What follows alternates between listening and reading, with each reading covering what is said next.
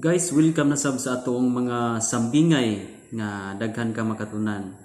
Sa matag upload nato mga sambingay, mga istorya. Salamat sa mga subscriber nato nga from Luzon, Visayas at Mindanao. Nakaabot ang atong channel from Surigao, kaabot ta og Bohol, Davao o ubang parte sa tibuok Pilipinas. So salamat kayo sa Ginoo nga hinay-hinay nga nagkalapad ang naabot sa ato ang channel dyan di Vlog TV.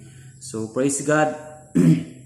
Ang Ginoo mapasidunggan karon kining ato ang storya guys, storya kini sa kapintor sa Pambot. Now para masabtan nimo guys kining lain na pud nga storya nga daghan ka makatunan, hupuli nga tapuson nimo. Yun ani ang senaryo sa maong storya. Dunay duha ka bata nga nihangyo sila sa ilang amahan nga pa. Sa kadlaw niyanan sila pa, gusto mi nga mo sakay og sa atong pambot naman sila pambot, gusto mi nga mo palawod kay bakasyon man namo ron, gusto kaming mo kanabang mo sakay-sakay sa pambot dito sa dagat. So ang papa nakauna-una sa sayang pambot nga wala na dugay ng panahon, wala na gamita, giabug-abugan na. So nag-hired siya og pintor para pintalan niyang utro para magamit sa maong duha ka bata. Tuod man niabot ang tig pintor o tig kanabang pintal sa maong bangka. Ipintalan niya guys ang maong bangka. O katong maong pintor nakita niya nga aduna di ay buslot tong maong bangka. So gawas nga yang gipintalan, iya kining ibulitan pud niya tong bangag sa bangka. So insert na naulian na tong bangag sa bangka dayon paghuman niya pintal. After paghuman niya pintal, namala ang pintal, wala ka bantay ang amahan, kay ditrabaho man ang amahan, wala ka bantay ang amahan nga gigamit dahil sa iyang mga bata dayon ang maong pambot. So nakurat ang maong amahan kay nalimtan niya og ingon ang pintor nga aduna daytoy buslot ang maong pambot. So dali-dali siya uli, giadto dayon niya sa baybay og gigakus niya ang duha niya ka anak. Nagpasalamat siya nga luwas og safety ang iyang duha ka anak. Karon gitan-aw niya ang pambot nga bagong gipintalan, nakita niya nga gibulitan day kini sa tigpintal o katong tigpintor sa pambot.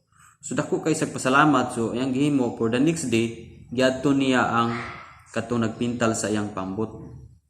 So na-surprise ang nagpintal kay gigakus siya sa tag-iya sa pambot, gigakus siya, and then dunay gitudlos nga gisulod og sobre nga bas labaw pa sa iyahang sweldo sa pagpintal. So nashock ang maong pintor, ni ana siya nga sa unsa mang bahin, sa unsa man nga humana man ko nimo og sweldo sa akong pagpintal sa imong pambot. Og nga na surprise man ko para asa man ni siya. So ningon ang maong tagyas pambot nga salamat kayo dong sa imuhang pagpintal o gawas pa niya na nalimot ko sa pag-ingon nimo nga aduna buslot tong pambot, pero nakita nako nga imo dayng bulitan ang mga pambot. So na safety ang duha nako ka anak kay wa ko kabalo nga gigamit day nila 2 days after namala ang maong pintal, gigamit day nila. So na safety ang ako ang duha ka anak.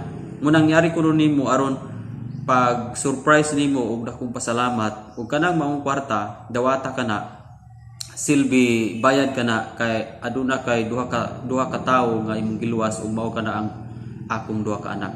Ang imong gihimo dili ka bayran og sapi tungod kay ang bugti ini ang bugti sa imong gibuhat kinabuhi sa duha nako ka anak. So niyon ang maong tigpintal nga gamay ra man kayo na nga buhat o nga dili na makinahanglan nga mobayad pa kanako ana. Part naman sa akong trabaho nga kung dunay nakita nako nga buslot ako gyung bulitan. So niyon tong tagyas pambot nga sagdi lang dawata lang na kay dako kayo ang imong gamay nga nabuhat, dako kayo nag-impact sa kinabuhi sa akong duha ka anak. Although gamay na para nimo, pero para nako dako na kayo ng tabang nako. Guys, dinhi lang ta kutob sa ato ang sambingay karon. Dako kayo tag lesson nga makuha nining maong sambingay.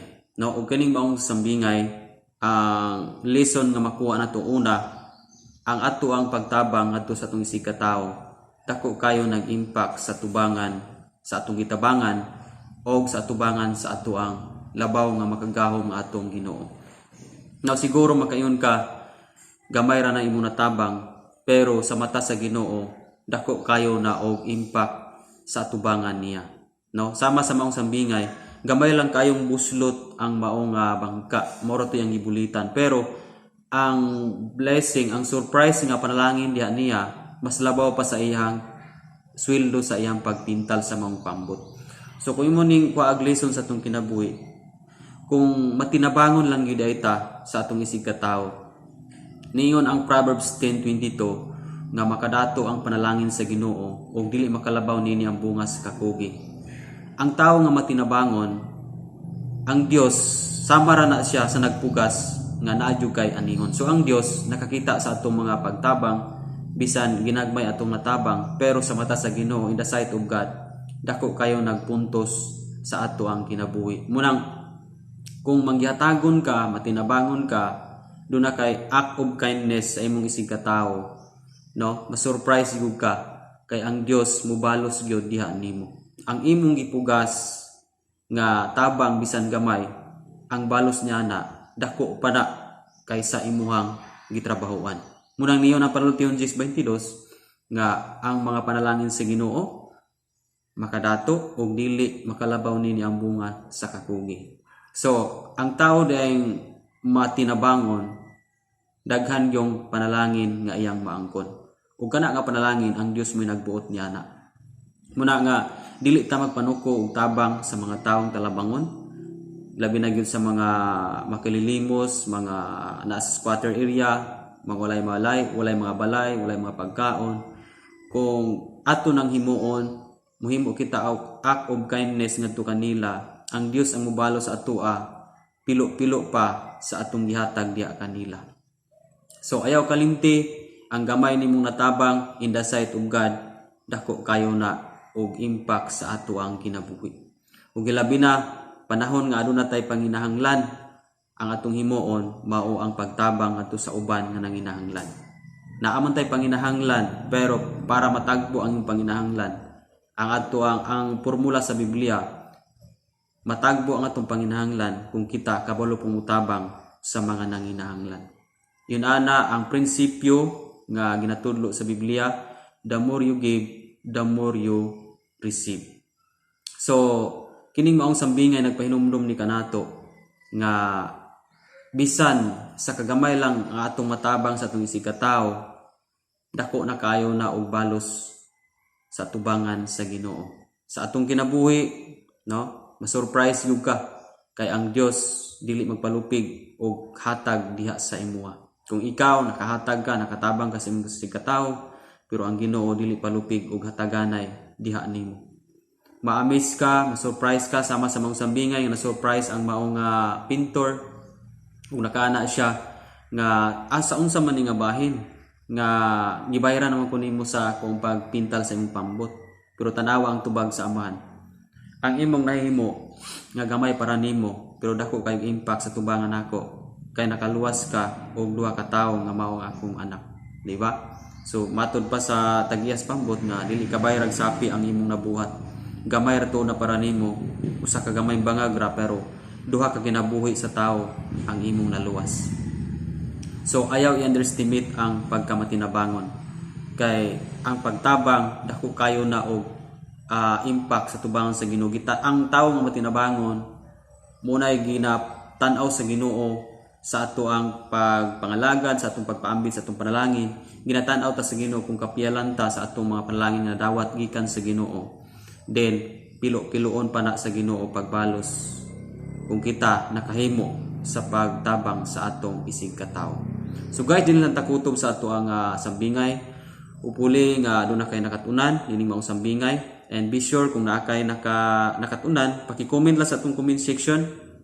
And be sure guys, kung bago pa kanini nga channel, ayaw kalimot sa pag-subscribe para updated ka sa daghan nato mga sambingay sa Kristohanon, daghan bata mga video upload nga umaabot.